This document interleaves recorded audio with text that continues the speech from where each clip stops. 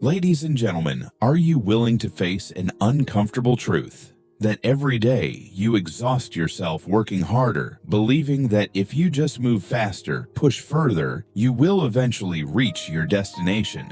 But neuroscience and psychology reveals something unsettling. If you are moving in the wrong direction, speed only takes you further away. The problem is not effort. The problem is perception. Your mind is wired to conserve energy. It clings to familiar patterns, forcing you to use outdated thinking to solve entirely new problems. And then you wonder, why am I still stuck?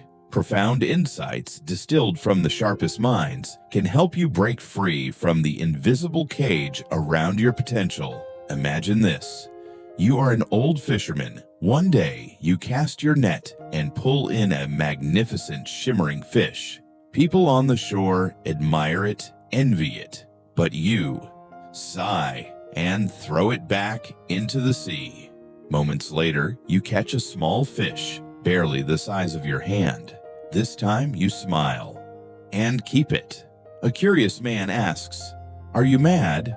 Why throw away the big fish and keep the small one?" The fisherman replies, "Because the pot at home is only this small." This is the Procrustean bed of life. In Greek mythology, Procrustes had an iron bed. If a traveler was too tall, he cut them down. Too short, he stretched them. The bed never adapted to the man. The man was forced to adapt to the bed. And in life, many people do the same to themselves. The big fish represents opportunity, a higher position, greater income, a better version of yourself. The small pot represents your current skills, your limiting beliefs, your comfort zone. Instead of growing to match greater opportunities, most people choose to reject them or shrink their dreams to fit their old limitations. And so, they don't fail, but they never truly live. Part 1. The failure is data. Pivot. The shift. Stop protecting your ego. Start collecting data. You know, I used to think of failure as this heavy, permanent stain.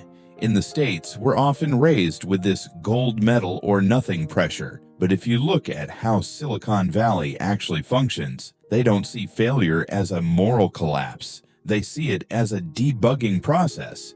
Take James Dyson. Most people just see the multi-billion-dollar vacuum empire.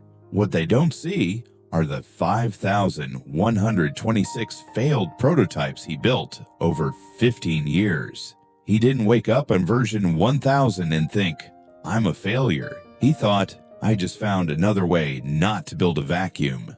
Most of us are like that fisherman. We throw back the big fish of a challenging project because our small pot of self-worth can't handle the bruise of a mistake. We'd rather stay small and right than be big and wrong for a while. Are you actually afraid of failing? Or are you just afraid of what the neighbors will think when they see you starting over?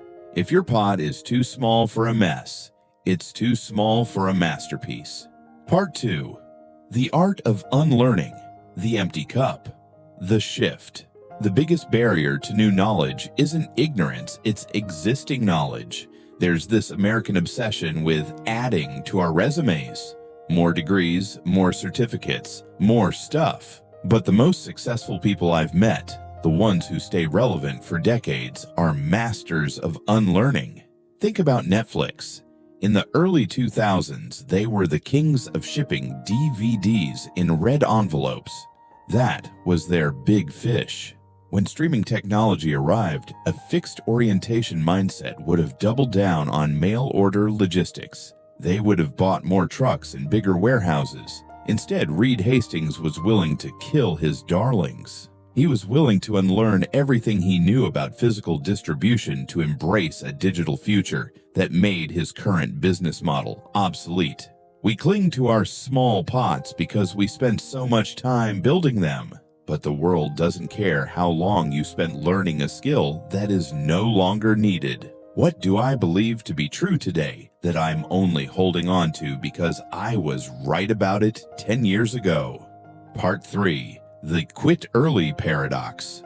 The shift. Quitting isn't for losers, it's for the hyper-focused. We've all heard the American trope: winners never quit, and quitters never win. Honestly, that's some of the worst advice ever given. It keeps people trapped in dead-end jobs and toxic relationships for decades. In high-stakes environments, think professional poker or venture capital, the best players are professional quitters. Look at Stuart Butterfield. He was building a video game called Glitch. He poured years, millions of dollars, and his entire heart into it, but he realized the game wasn't going to be the big fish he imagined. However, inside that failing game, his team had built a tiny internal communication tool just to talk to each other. He quit the game. He threw away the big fish of his original dream to focus on that tiny tool. That tool became Slack. If he had stayed fixed on his original goal, he would have gone down with the ship.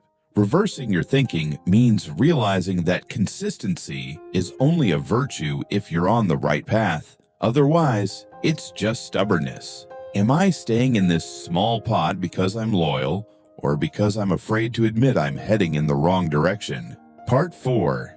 The Imposter Advantage. The shift. Feeling like a fraud is actually a sign of growth. Whenever I find myself in a room where I feel like the dumbest person there, my instinct is to shrink, to hide, to get back to my small pot where I'm the smartest guy in the room. But here's the reverse truth. If you don't feel like an imposter, you aren't growing.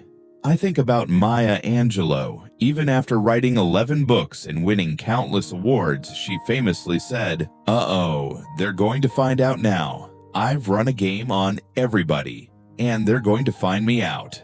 That feeling of being an imposter is just the sensation of your big fish soul trying to stretch out a small pot environment. Most people interpret that anxiety as a signal to stop. But what if that anxiety is actually the stretch marks of your potential? When was the last time you felt truly unqualified for something you were doing? If the answer is never, you might be living in a pot that's way too small for you. Part 5.